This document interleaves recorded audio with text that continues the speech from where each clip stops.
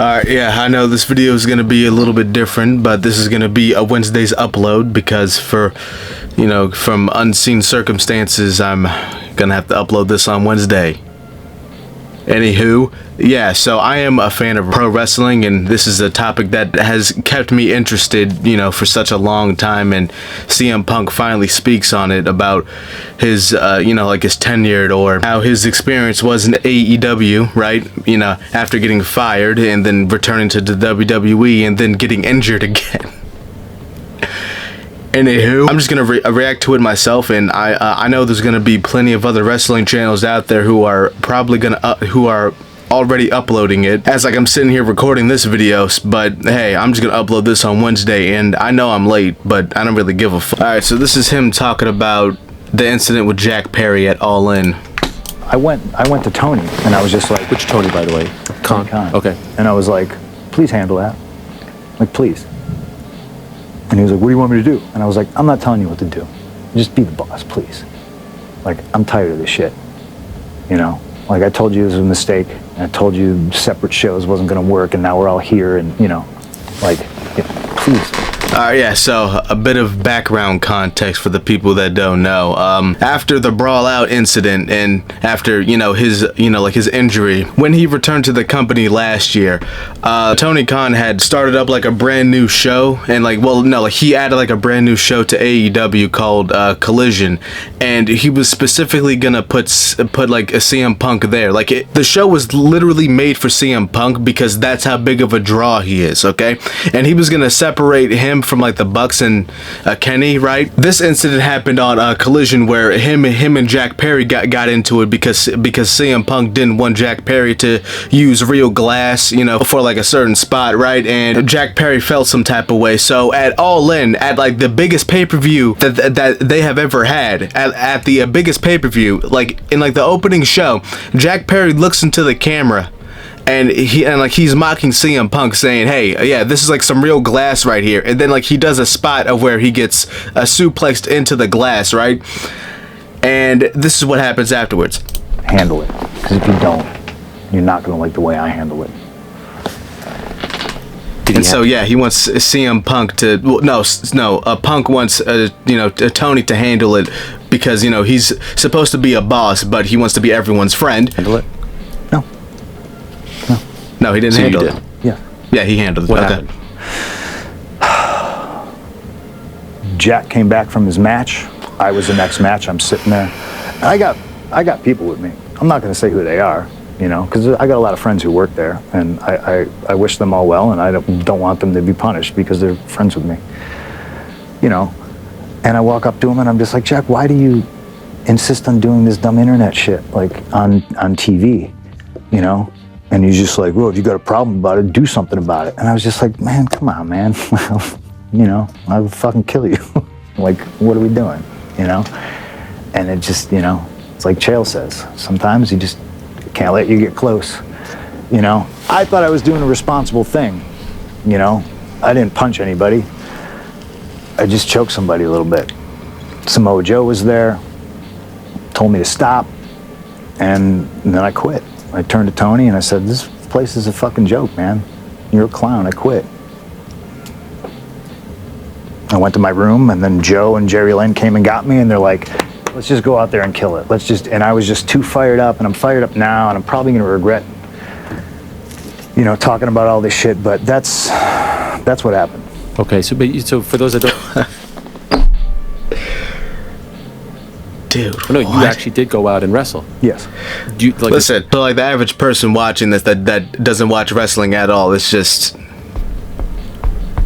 like, you don't understand on how crazy this sounds to me. Like hearing is that it all again. Just a blur for you, that match? Do you even remember? No. That match is. I was just like, this is the last time I'm ever gonna wrestle Samoa Joe. Like Tony has no idea what he's doing. And this is my last match in this company. You knew that? Yeah. I quit. I said I fucking quit. So why did you even go out? For Joe. Right. For Joe, for Paul Turner, the referee, for Jerry Lynn, the agent on the match, because I, respect him, and I thought it was the professional thing to do. All the fans, a lot of fans there. Yeah. Probably a lot of them to see me, so go out there and give them a show. Okay, let's just move on because I don't even have much to say on that. Okay, so this is him speaking on Tony Khan, right? Yeah, so Tony Khan is the guy that started AEW, he didn't start it. Well, like, he's a part of the reason why it started in the first place, because, he's a multi-billionaire who's a wrestling fan, and he collects toys by, spending millions of dollars on real people as wrestler. Like, yes, he collects toys. That's basically what he does. He's not a boss. He's a nice guy. Yeah. And I think ultimately that... I mean, I could just tell from the pictures and just the way that he smiles with, like, that, just like the shitty beard with the mouth wide open smile, like, bro, Tony Khan has the soy face. He's a soy boy. Like, I know it's cringe to say that now because of Sneeko, but I don't really give a fuck. He has the soy face. Is a detriment to the company, but it's not my company. I'm an outsider. I thought I was brought in to sell merchandise and tickets and draw numbers for pay-per-views and stuff, and I mean, he was doing all that, but Tony just doesn't know how to run shit and or be a fucking boss, which is crazy to me. So he's basically running a business like it's not a business, but like he's running it like he wants to be friends with everyone. It's weird. Okay, so this is him speaking on Brawl Out. I'm not even gonna bother wasting my breath explaining on how like the wrestling business works, but the way that AEW is running right now, it's like, I like it still, you know what I'm saying? I do like wrestling just in general, and I do believe that there should be like a second company or like another company out there that's just as big as the WWE, if not bigger. But I totally believe that Tony Khan should just give up the booking and just give the role to somebody else. Please, Tony, stop booking the show. Get some help from other people, bro. Stop it. And I know a lot of people are gonna be upset. It's just not predicated. It's not a real business. It's not about... What do you mean by that? It's not about selling tickets. It's not about drawing money. It's not about making money. It's just not. What's it about? I don't know. Really? I think having good matches, maybe. And there's nothing wrong with that. I was recently at an indie show. It's like they do have good matches, but it's like, what's the point if there's no story behind it? If like, I understand that like there's gonna be certain people out there. It's like certain people are like really just diehard AEW dick suckers that are just like, bro, I don't like. You have to go on like the internet and like just type in like a bunch of bullshit on YouTube, or like find like a random YouTube video that explains like the backstory behind why these two are wrestling. But like for the majority of people, like nobody wants to do that. So give the average person, somebody out there who's like a casual fan, like give them a reason to watch it. They're just having a wrestling match because they're just two really good wrestlers, and they're just gonna have like an automatic 5-star match because like star ratings fucking matters for some reason. But whatever. And somebody came up to me and they asked me, oh, did you watch my match? And I said, yeah. Like, oh, can you give me anything? And I almost really kind of faced like this dilemma, because where I was just like, and I looked at her and I said, what do you think I'm gonna say? Well, you're gonna tell me I need to sell more and not do as many moves. Yeah, okay, because it's a preference, right? Like it's a flavor of ice cream. But then I asked her, I said, what's the house here tonight? And she said, it's sold out. It's an arcade bar in Chicago. And I said, what can I tell you? You sold the place out. So at this level, and this wasn't like I'm on this level and I'm talking down to you, but I said, at this level, you're doing everything you can. I said, but that shit does not fly on national television. I think that's being proven right now. Maybe sometimes, maybe little bites here and there. It's not a sustainable business. Okay. I understand what he's talking about. Okay, so what AEW does, for like the normal shows, for like their normal TV matches, they do everything. They do table spots, they do ladder matches, they do cage matches, they do everything underneath the sun that should be kept for like pay-per-views. If you do it too much, right? If you're doing too many moves inside the ring, it like it loses its novelty, and it like just loses its like its special wow effect on people, right? And it's like, save it for pay-per-view, save it for like the big moments. Don't just do it all the time, okay? That's what yeah, so that's what he's talking about. It's always going to exist as long as Tony wants to put money into it. Okay. Well, he is the nepo baby son of a billionaire that owns the Jacksonville Jaguars and runs like a couple more things too. But yeah, like if he has billions of dollars of like his dad's money, yeah, it's just gonna. But can they be as successful? Like, do you feel like they're trending? Do you watch them even? What's successful though? Like, what's the Yeah, I definition? guess. See, this is what I'm talking about, like levels. You know, because like I started on the indies, and to me, successful was. I can eat tonight. I have gas money to get to wherever I was going, and man, I had a good match, you know. And then, you know, you get to television, and as somebody coming in who doesn't know jack shit about doing television, like I have to lean on people and ask questions and watch and learn and grow.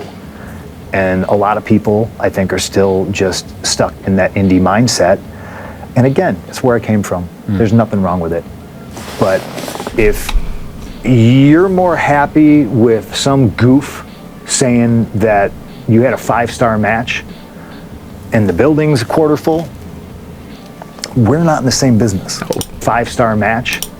You're more happy with some goof saying that you had a 5-star match and the building's a quarter full, we're not in the same business. Right. So, See, look, I have to give it to him because it's like, okay, like, bro, I mean, he just basically, he kind of sort of just buried the company right there. Just like he buried the entire company right there, which is what some of those wrestling channels that I'm going to be watching later on tonight, later on like in the day, has probably said the same exact thing.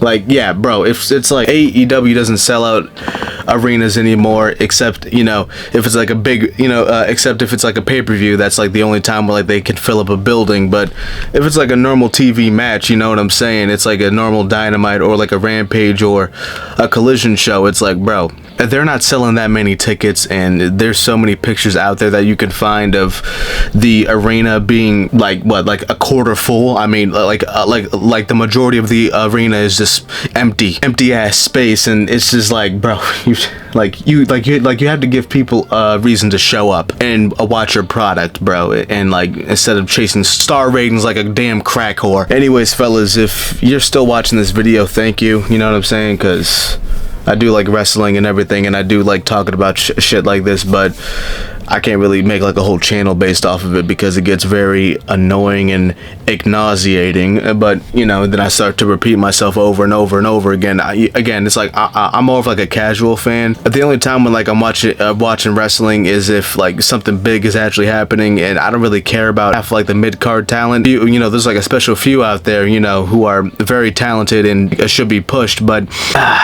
Yeah, whatever. I really only pay attention to like the main event scene of like the AEW and WWE, but besides that, bro, if something catches my eye, it'll catch my eye, but hey, I'm just a casual fan. So what more can I say? Can like you add anything down below in the comment section, huh? Can you? Leave a like, subscribe, share, bye.